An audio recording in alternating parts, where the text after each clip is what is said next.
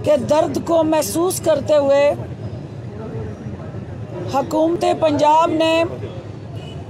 वज़ीर आज़म पाकिस्तान की हदायत के मुताबिक यहाँ उन तमाम बेसहारों को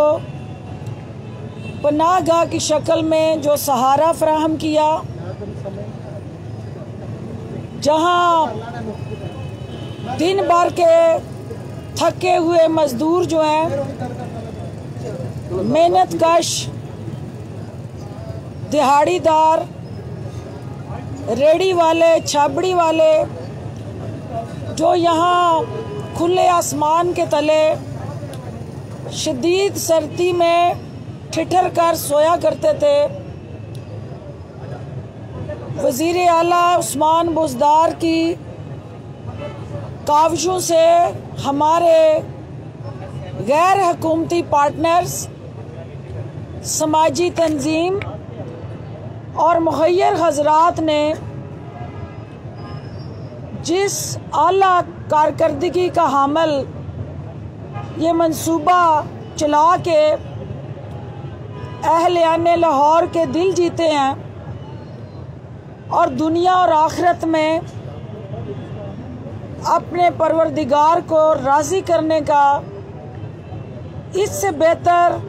कोई और अमली कदम हो नहीं सकता। आज मैं यहाँ उन तमाम मुखय्यर हजरात का शुक्रिया अदा करने आई हूँ। मैं उन तमाम यहाँ काम करने वाले रज़ाकारों के लिए पैगाम लेके आई हूँ कि वज़ीर आज़म ने एक सोच दी, वज़ीर आला उस्मान बुज़दार ने उस सोच को अमली ताबीर दी और जो हमारे नॉन गवर्नमेंटल पार्टनर्स हैं उन्होंने इस मंसूबे को सस्टेन करने में हमारा हाथ बटाया। ये मंसूबा जहां हज़ारों ऐसे अफराद जो दिन भर की परेशानियां अपने कंधों पे उठाए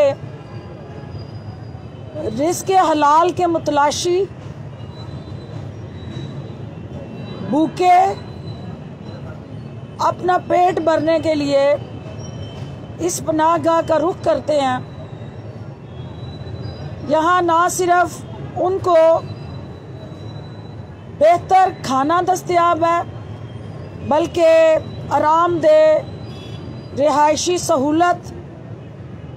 मुहैयर हजरात की मदद से हुकूमत पंजाब ने यकीनी बनाई है। आज इस पनाहगाह के अंदर आके सिर्फ वही अफराद इनकी खुशियों का, इनके चेहरों की मुस्कुराहटों का अंदाज़ा लगा सकते हैं जिन्हें अपने घर से बाहर, जिन्हें दरख्तों के साए के नीचे, पार्क के बेंचों के ऊपर, रेलवे स्टेशन के बाहर फुटपाथों पे चंद फुट जगह भी दस्तयाब नहीं थी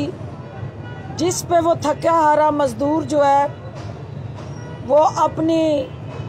शाम के कुछ औकात, रात के कुछ पहर सुकून से सो के सुबह अपने फिर से रिज़्क़ हलाल को कमाने के लिए तवानाई हासिल करता। मैं मीडिया की आंख से आज सिर्फ ये दिखाने यहाँ आई हूँ कि सोच का जब फुकदान हो, जहाँ प्रायोरिटीज़ और तरजीहात दुरुस्त ना हो, तो वहाँ साबका अदवार में क्या होता रहा। एक तरफ सोच है जो दुखी इंसानियत को बाजू में समेटते हुए सीने से लगा के उनके दुखों के मदावे के लिए पनाहगाहें और लंगर खाने तामीर करना, और दूसरी तरफ उस गरीब टैक्स पेयर के पैसे से एवन फील्ड, जाती उमरा और सिरे महल जैसे महलात तमीर करना। एक तरफ सोच कि मेरी कौम का पिसा हुआ तबका सरकारी हॉस्पिटल्स में महंगे इलाज और प्राइवेट हॉस्पिटल्स में बर वक्त तिबी सहूलत की अदम दस्तयाबी की नज़र जो हो रहा था, उसको हेल्थ कार्ड दे के बेहतर जीने का हक देना, एड़ियाँ रगड़ती हॉस्पिटलों के सामने दवाइयाँ ना मिलने की वजह से जो इंसानियत मर रही थी, उसको प्राइवेट हॉस्पिटल्स में इंसाफ सेहत कार्ड के ज़रिए जदीद सहूलतें फराहम करने के लिए अमली इक़दामात उठाना। तो दूसरी तरफ ज़िले सुबहानी और उनका ख़ानदान, जिन्होंने 2 टनोर मुसलसल और 35 साल बारियां लगा के गठजोड़ के ज़रिए पंजाब पे नहूसत को मुसल्लत रखा। जब इलाज मालजे की बारी आई तो उन्होंने अपना सोचा और पंजाब में और पाकिस्तान में कोई हॉस्पिटल ऐसा ना समझा जहां शाही ख़ानदान के अफराद इलाज करा सकें, तो उन्हें इलाज के बहाने फ़रार लेनी पड़ी, जिन्हें आज अदालतें बुला रही हैं। दूसरी तरफ हमारा रिटायरमेंट के बाद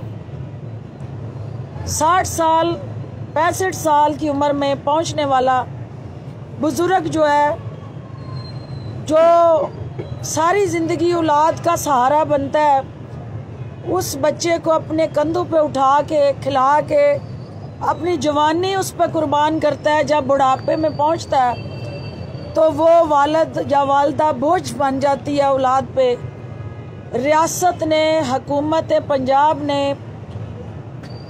उस बूढ़े बुज़ुर्ग की ज़िम्मेदारी उठाने का फ़ैसला किया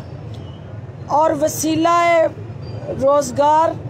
के साथ साथ बाहिम्मत बुज़ुर्ग प्रोग्राम जो है, उसके तहत माहाना वजीफ़ा जो है उन बुज़ुर्ग अफराद को देने का जो वज़ीर आला उस्मान बुज़दार की हदायत पे कदम उठाया गया है, इस बात की अक्कासी करता है कि हुकूमत अपने पिसे हुए तबकात को तनहा नहीं छोड़ना चाहती। हम ये समझते हैं कि दाता दरबार के आपकी बगल में बैठे जितने भी अफराद जो ज़ायरीन की शक्ल में आए, जो दाता की नगरी में किसी भी मिशन, रोज़गार, तालीम की सहूलत या छोटा कारोबार, जिस भी नीयत से इस शहर में दाखिल हो, कोई भी इस शहर में भूखा ना सोए और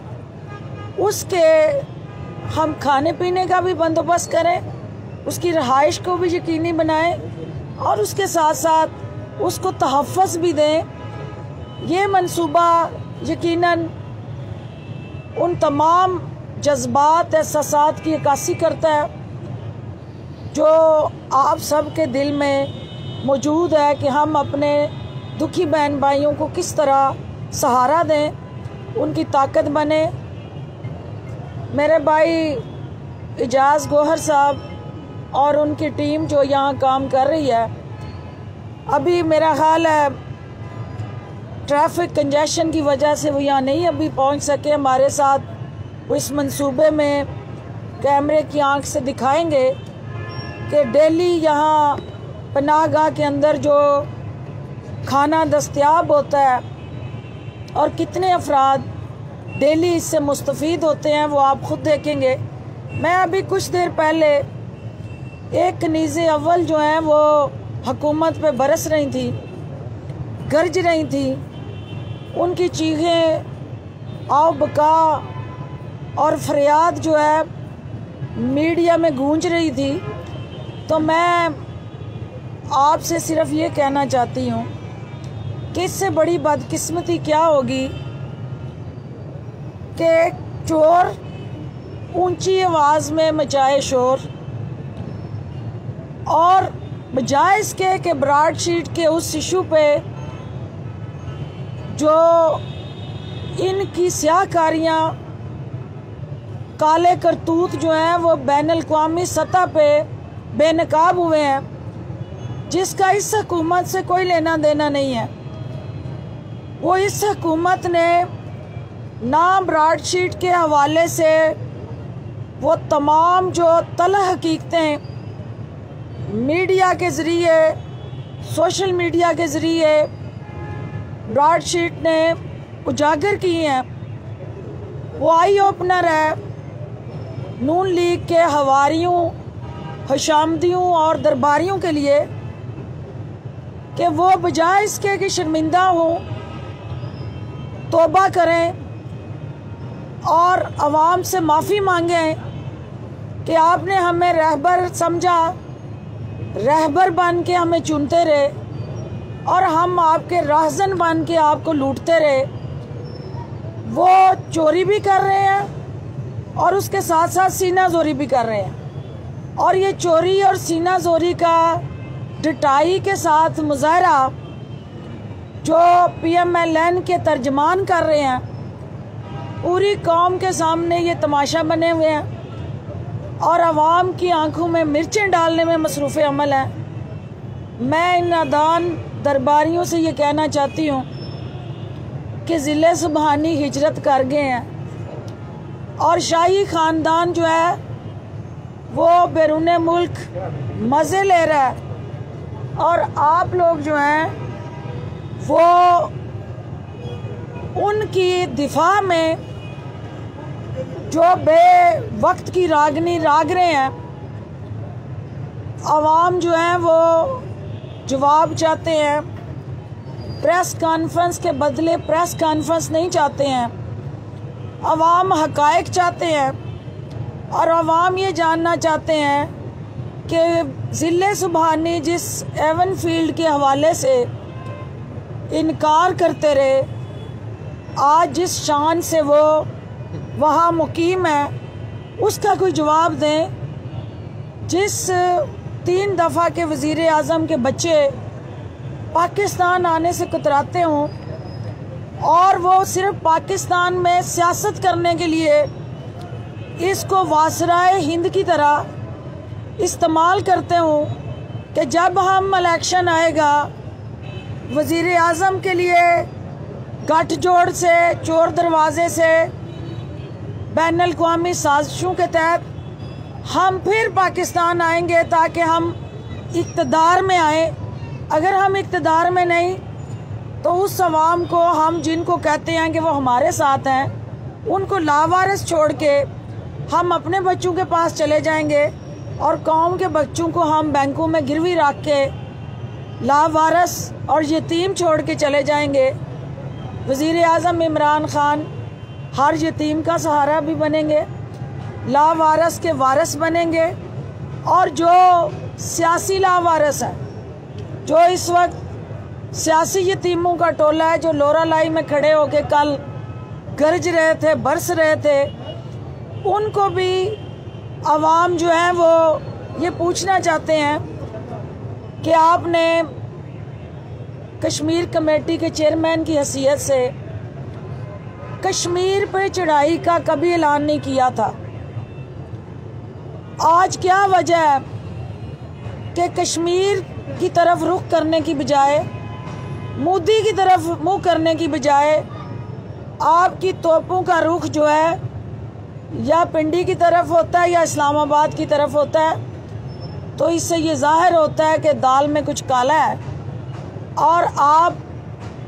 सेनेट के उन इंतखाबात के लिए जो 31 जनवरी की इससे पहले डेट दे रहे थे, अब आप बार बार अपने ही थूक को चाट रहे हैं, क्योंकि एक दफ़ा फिर आपने इस्तीफ़ों से लातल्की की है और उसी इलेक्शन कमीशन के ज़ेर निगरानी इंतखाबात में हिस्सा लेने जा रहे हैं। हम मुंतज़िर हैं कि आप इतराफ़ जुर्म कब करेंगे कि आपने कौम का भी वक्त ज़ाया किया, पार्लियामेंट को भी आपने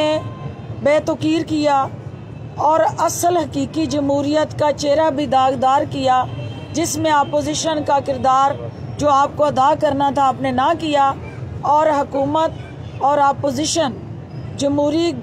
गाड़ी के दो पहिए हैं। ये जमहूरियत की गाड़ी हुकूमत घसीट रही है, चला रही है, लेकिन दूसरा पहिया जो है, जो अपोजिशन का है, वो पंक्चर होके खड़ा है और पंक्चर स्टपनियाँ जो है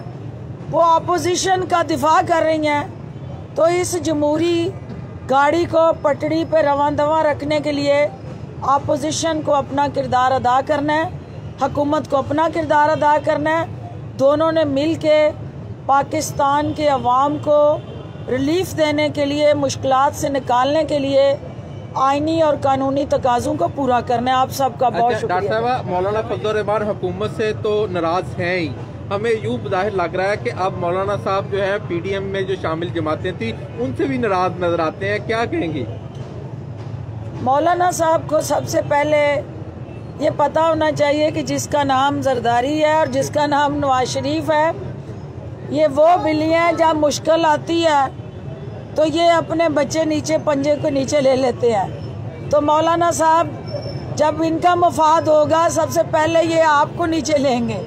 तो आपको समझ आ जानी चाहिए कि आपके साथ हाथ हो चुका है। ये बताइएगा कि आज ये जो सूरत हाल है कूड़े की, लाहौर की खूबसूरती खत्म होती जा रही है, कूड़े में तब्दील हो रहा है। इस हवाले से जो डेडलाइन भी दी है, लेकिन ये चैलेंज है आपके लिए क्योंकि लाहौर में कूड़ा जो है वो तकरीबन 20,000 टन से ज़्यादा अभी भी जमा हुआ है। कैसे कल शाम तक कंप्लीट होगी? मेरे भाई को जो प्रेस कॉन्फ्रेंस अभी बहुत लंबी मियाँ असलम इकबाल साहब ने की है और बड़ी तफसील से हकूमती तरजीहात बयान की हैं, उसके अंदर ये इस अज़म को दोहराया गया है कि बल्कि मीडिया को उन्होंने दावत दी है कि आप हमारे साथ मावनत में आए और उन इलाकों में, उन महलों में, उन गलियों में हम जाते हैं और हम जो उन कंपनीज़ के कॉन्ट्रैक्ट और एग्रीमेंट ख़त्म होने के बाद की जो सूरत हाल थी, उससे हुकूमत ने बड़े तहम्मुल मजाजी से, बड़ी मेहनत के साथ, बड़ी बुर्दबारी से ना सिर्फ वहाँ से कूड़ा कचरा उठाया बल्कि मुस्तकबिल के लिए लाएअमल भी तय किया। और जो कहीं 10% 20% कूड़ा नज़र आ रहा है या पड़ा है तो उसको भी इंशाल्लाह साफ़ किया जाएगा, उठाया जाएगा और लाहौर का जो हुस्न है, जो असल दरख्शां हसीन चेहरा है, उसको उजागर किया जाएगा। सर, ये बताइए कि जब पना गाँव का प्रोजेक्ट स्टार्ट हुआ था तो लग यूँ रहा था कि जब भी जो लाहौर शहर में आएगा तो रात को उसे फुटपाथ पर सोता हुआ बंदा यहाँ कोई नहीं दिखाई देगा। शुरू में ये होता रहा कि पना गाँव की गाड़ियाँ जाती थी, लोगों को उठाकर यहाँ पर मुसाफिर खानों में ले आती थी, लेकिन अब भी आप अगर लाहौर में कभी रात के टाइम निकलें तो आपको लोग फुटपाथ पर सोते हुए नज़र आते हैं। तो क्या उसका जो असर है इस प्रोजेक्ट का वो कम हो गया? देखिए, इसका जो आप पे प्रेशर है या जो लोगों की इस वक्त लाहौर जो है ऑलमोस्ट 1.5 करोड़ की उसकी अपनी आबादी है और जो दूर दराज से लोग आते हैं वो मिला के तो लाहौर पे प्रेशर तो है। पनाह गाहें जितनी भी होंगी वो कम है, जो उसके अंदर बसने वाले हैं उनकी तादाद ज़्यादा है। हमें इस सोच को ज़्यादा से ज़्यादा रेप्लिकेट करना है और जो आपका पॉइंट है कि और ज़्यादा मुतहर्रक हो के जहाँ जहाँ ऐसे अफराद जिन्हें पता नहीं है कि उनके लिए कोई सहूलत कायम की गई है तो उनको भी इन पनाह गाहों की तरफ लाना है। इंशाअल्लाह उसके लिए हम हकूमती सतह पे जो डिस्ट्रिक्ट गवर्नमेंट है उसको और ज़्यादा फाल बनाएंगे और आप हमारे इस पैगाम को उन लोगों तक पहुँचाएँ ताकि अगर किसी को अवेयरनेस नहीं, पता नहीं, तो कम अज़ कम वो भी इस सहूलत से मुस्तफ़ीद हो। ये फरमाइएगा कि जब ग्रेजुअली इंक्रीज कर रही है, 4 से शुरू हुई थी और 14 हो गई हैं। ये फरमाइएगा कि जब से आप पंजाब में आई हैं तो एक दूसरे के नाम बगाड़ने का ये सिलसिला बड़ी शिद्दत अख्तियार कर गया है। आप किसी को खादमा कहती हैं, किसी को राजकुमारी कहती हैं, आपको भी वो लोग मुख्तलिफ नाम खादमा आपको कहते हैं, किसी कनीज़ा कहते हैं। तो ये कोई समझते कि जमहूरियत की आप खिदमत कर रही हैं या इसको ख़त्म होना चाहिए? बात ये है कि जो होता है वही होता है, किसी के कहने से कोई कुछ नहीं बनता और ये फैसला अवाम ने करना होता है कि हाथ जोड़ के जाली राजकुमारी के पीछे जो खड़े होके हाँ में हाँ मिलाने वाले हैं, उनको तारीख में क्या कहा करते थे। वो राजकुमारियाँ के साथ खड़ी कनीज़ें होती थी जिनका अपना कोई वजूद नहीं होता था, और जो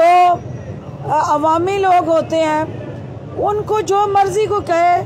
जो अपनी टांगों पे खड़े होते हैं और जो बैसाखियों पे खड़े होते हैं, उनका आपस में कोई मुकाबला नहीं होता। आर्मी चीफ साहब और इमरान खान साहब क्वेटा में अलग अलग ये है, क्या आपको लगता है कि वो एक जो पेट है वो बढ़ चुका है या एक पेट पर ही असली की आदत है?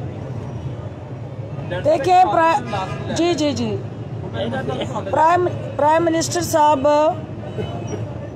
आप लोगों की और जो शोहदा की फैमिलीज थी, आपकी आवाज़ थी, उस पर उन्होंने लब्बैक कहा। शोहदा की फैमिलीज़ की डिमांड थी, उन्होंने उसको माना और अल्टीमेटली अपना किरदार अदा किया जो एक वज़ीर आज़म का, एक हेड ऑफ दी गवर्नमेंट का होता है। जो आर्मी चीफ हैं उन्होंने एक इंस्टीट्यूशन को हेड करते हुए जो दहशतगर्दी के ख़िलाफ़ अफ़वाज पाकिस्तान की काविशें हैं और जो जज्बा, जो अज़म है, उसको दोहराया। और एफसी के जो अहलकार वहाँ चेक पोस्टों पे शहीद हुए, उनको भी उन्होंने मुलाकात की। एक तरफ ये चीफ ऑफ आर्मी स्टाफ और वज़ीर आज़म पाकिस्तान है, एक तरफ वो नाम नहाद टोले के गुरु हैं जो इस वक्त कोयटा में होते हुए भी कल लोरालाई में थे। उन्होंने उन फैमिलीज़ को ना कोई दिलासा दिया, ना सहारा दिया, और जो पीडीएम से चीखें निकल रही थी कि वज़ीर आज़म वहाँ पहुँचे, वज़ीर आज़म तो चले गए, चीफ ऑफ आर्मी स्टाफ भी चले गए, लेकिन जो कोयटा में होते हुए सिर्फ अपनी सियासी नशे को पूरा करते जलसे कर रहे हैं, वो उन ख़ानदानों के पास क्यों नहीं गए? ये सवाल भी मीडिया उनसे पूछे। और हम एक ही पेज पे हैं, दोनों का मकसद उनके दुखों का मुदावा है, दोनों का मकसद दहशतगर्दी को शिकस्त देना है, और दोनों अपनी अपनी जिम्मेदारियां आसान तरीके से अदा कर रहे हैं। देखिए, ये नैब का काम है, हुकूमत ने उनकी ना जमानत करवाई और ना जमानत मनसूखी होगी, ये नैब का काम है, और नैब ने ही इस हवाले से अपनी तरजीहात तय करनी है, और ये बेहतर है कि नैब का कोई स्पोक्स पर्सन जो है इस पे जवाब दे। बहुत शुक्रिया। ARY जी पीडीएम के मुताबिक 16 दिन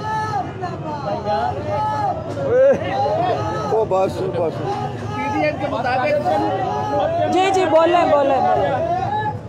पीडीएम के मुताबिक 16 दिन बाकी रह गए गवर्नमेंट के पास, तो क्या स्ट्रेटजी है, कैसे निपटेंगे? इस्लामाबाद में अगर वो जाते हैं, दिल्ली अगर जाते हैं तो इत्थे ही घोड़ा, इत्थे ही मैदान, और ये अपनिया ये दिन गिनते रहेंगे,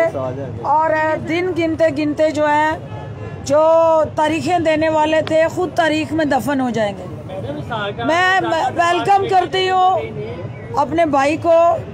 और उनसे गुजारिश करती हूँ कि अपने इस अहम और अजीम मंसूबे के हवाले से आपको आगाह करें। सिर्फ ये कहना चाहती हूँ कि जो आपका सवाल था कि ये कैसे जो है वो इतना बड़ा जो चैलेंज है, जहाँ लोग इस वक्त भी फुटपाथों पे दिखाई देते हैं, तो 4 पनाह गाँव से लाहौर शहर में इसका आगाज़ हुआ था। अल्हम्दुलिल्लाह इस वक्त अब 14 हैं, इंशाअल्लाह करीब जो है इनकी तादाद बढ़ेगी, तो इस चैलेंज को भी हम ओवरकम करेंगे। ओवर टू यू जी, बोलें। बिस्मिल्लाहिर्रहमानिर्रहीम। आपको ये बताया था कि पिछले साल अप्रैल के महीने में ये जो है मंसूबा शुरू हुआ था, हुकूमत ने 4 पनाहगाहें बनाई थी। हमने जो है एक कमेटी बनाई थी जिसमें हमारे 4 बुज़ुर्ग मौजूद थे, मियाँ एहसन साहब, अनवार गनी साहब, मियाँ तलत साहब, और मुझे उन्होंने अपना चेयरमैन बनाया था। हमने ये चारों का इंतज़ाम जिसमें खाने का अल्हम्दुलिल्लाह अपने ज़िम्मे लिया था, जिसमें हुकूमत का कोई ख़र्च नहीं है। उसके बाद इसको बढ़ाते चले गए, जिसमें सबसे पहले हमने जिना हॉस्पिटल में जो है इसकी पनाहगाह खोली और पेशेंट अटेंडेंट प्रोग्राम भी स्टार्ट किया और उधर के लिए ओपन जो है वो पनाहगाह भी कायम की। उसके बाद हमने मेयो हॉस्पिटल में इसी तरह से जो है इफ्तिताह किया, उसमें पनाहगाह भी बनाई और उसमें पेशेंट अटेंडेंट्स के लिए भी तमाम के लिए खाना अरेंज किया और आम खाना भी जो है पनाहगाह का खाना शुरू किया। फिर चिल्ड्रन हॉस्पिटल की तरफ गए, उसके बाद लाहौर जनरल हॉस्पिटल गए, उसके बाद सर्विसेज गए। इस तरह हमने आज के दिन 17 जगह पे ये ओपन खाने का इंतज़ाम लेके चले गए। खुदा का शुक्र है हमारे पास हमने जो हाईएस्ट नंबर अचीव किया था वो 30,000 लोगों का इंतज़ाम खाने का हमने एक दिन की तरफ हमारे पास कैपेसिटी भी बिल्ड कर दी, जिसमें हुकूमत का मैं फिर कह रहा हूँ कि हमने 1 रुपया भी अल्हम्दुलिल्लाह हुकूमत का इसमें ना खर्च हो रहा है ना इंशाल्लाह खर्च होगा। ये 30,000 लोगों का खाना यहाँ की बिज़नेस कम्युनिटी की लाहौर ने खड़े होके, जिसको हम फ्रेंड्स ऑफ लाहौर कहते हैं, और भी बहुत जगह काम कर रही है जिन्होंने इसका इंतज़ाम संभाला। हमारी नीयत ये है कि इंशाअल्लाह ताला लाहौर में जो प्राइम मिनिस्टर का विज़न है उसको सामने रखते हुए किसी को भी भूखा नहीं सोने देंगे। इस कमेटी ने कोविड के दरमियान भी काम किया, आपको पता है 1 लाख राशन पैक्स हमने फ्रेंड्स ऑफ लाहौर ने अनाउंस किया था और सबके घर पहुंचाए थे जो लोग मौजूद थे। इसके साथ अभी 4 हस्पताल हमारे बाकी हैं जिस पे हमने जाना है और अल्लाह को हाज़िर नाज़िर जान के इन 4 हस्पताल में भी हम एक करके शुरू हैं कि जैसे जैसे हमारी कैपेसिटी बिल्ड होती जा रही है वो जो 4 हस्पताल हैं उसमें पेशेंट अटेंडेंट्स भी, उसमें इसके अलावा ओपन पनाहगाह के साथ ओपन जो है दस्तरखान भी, उन तमाम का इंतज़ाम किया जा रहा है और वो भी इंशाल्लाह अगले 3 महीने में मुकम्मल हो जाएगा। Thank you. कोई क्वेश्चन है जी? सवाल आपका किरदार भी कुछ फैक्टर्स ऐसे हैं जिन्हें अच्छा नहीं लग रहा। एक होस्टिंग सोसाइटी और इस तरह के मामले पे कुछ खबरें गड्डी हैं लेक सिटी को लेकर, क्योंकि आप चंदा वगैरह भी देते हैं, तो ये कहा जा रहा है कि वज़ीर-ए-आज़म अप्लाइज कर रहे हैं आपकी फैमिली को, आपके पार्टनर्स वगैरह को के चेयरमैन बने। आपकी नज़र से खबरें गुजरी होगी, इसमें कितनी सच्चाई है? मेरा अल्हम्दुलिल्लाह प्रोजेक्ट जो है ना लेक सिटी 16 साल पुराना है, वो 4 दफ़ा रिवाइज़ हो चुका है। तो अल्हम्दुलिल्लाह जो है वो एक प्रोजेक्ट है जिसको हम लाहौर में कह सकते हैं कि वो अप्रूव नहीं 4 दफ़ा अप्रूव हुआ है, खुदा का शुक्र है। और उसने जिसने 1 रुपये की चीज़ खरीदी थी शायद उसको 25 रुपये उसकी हो गई। मेरा तो शायद 1% उसमें रह गया। वो लोगों की प्रॉपर्टी है, हम उसके कस्टोडियंस हैं और हम उसकी कस्टोडियंस के तौर पे उसकी पूरी हिफाजत करेंगे। ना हमारा कोई नया प्रोजेक्ट है,